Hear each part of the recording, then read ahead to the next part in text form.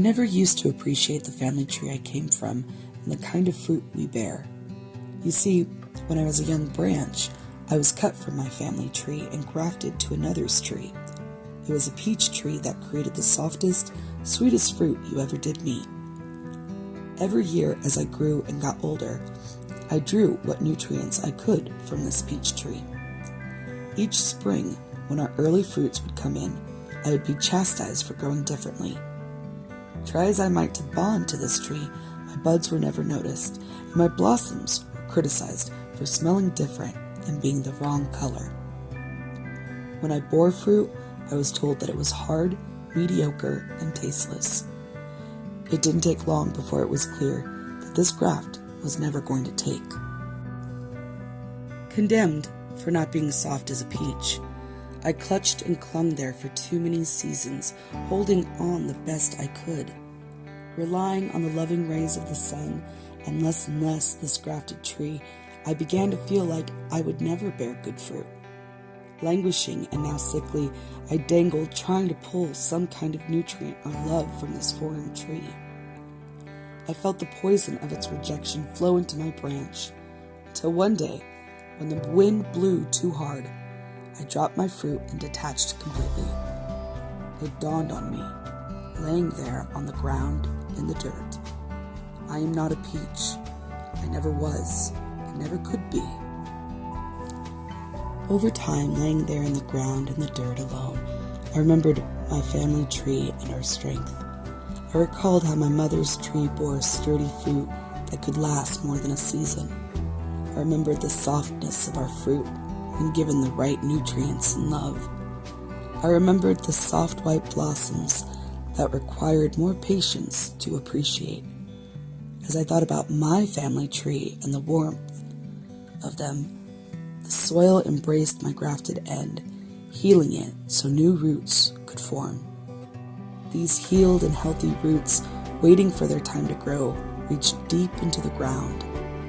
With each passing moon, my roots gained strength until I was pulled up into a standing position, growing and thriving right where I had been planted.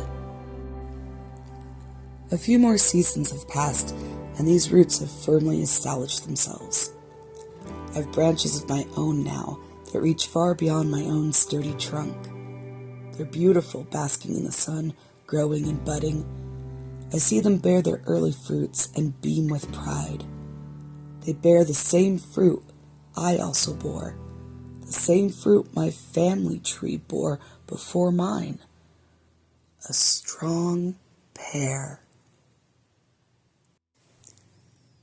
Mama used to say our souls come from the trees.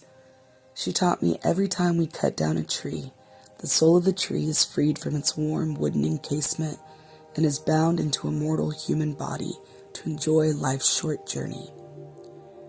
Mama warned of a time when all the trees will have been cut down and all the seeds will be barren or lost. She said then a great winter will begin. All those mortal bodies will no longer journey, and the land will become still as the night. Mama told me not to be afraid. She reassured me that in this great winter, our souls will be freed from our short mortal lives, and we shall be regenerated back into the trees we once were. She reminded me that like all winters, our time to heal and rest will be upon us. A time that she always looked to fondly, singing and dancing as she said, "Oh, how I long to be an old growth again, to frolic and play in the old way, to have roots that shoot deep in the earth, spreading into the land knowing your worth, to be an old growth with a strong trunk, never too tired and never feeling sunk, to have budding branches with outstretched leaves, waving hello to the sun and sky as reeves. Oh, how I long to be an old growth again, to frolic and play in the old way, to feel the morning dew mist embrace me in love, as the chirps of the morning lark sing songs from above, to be at long last in that rejuvenating space where all the stress of this short life can be replaced, to live beyond time and be larger than life, where peace and calm know no strife. Oh, how I long to be an old growth again, to frolic and play in the old way. Mama foretold all this would happen, so in the great spring we would all reemerge from the trees, so the time of growth and understanding was possible. She said that this reemergence would start slowly at first, only to speed up until we all will make our journey through this mortal life, all to learn the lessons only a mortal life can teach. Mama spoke with wisdom when she insisted that these times of rejuvenation were just as important as our journey's lessons. She was right, that getting back to our roots will bring us the joy we need to aspire toward the sun. She provided me a knowledge that helps me every day. And now, as I have journeyed some in this mortal life, I dance with her and sing her song. Oh, how I long to be an old growth again, to frolic and play in the old way, to have roots that shoot deep in the earth, spreading into the land knowing your worth, to be an old growth with a strong trunk, never too tired and never feeling sunk, to have budding branches with outstretched leaves, waving hello to the sun and sky as reeves.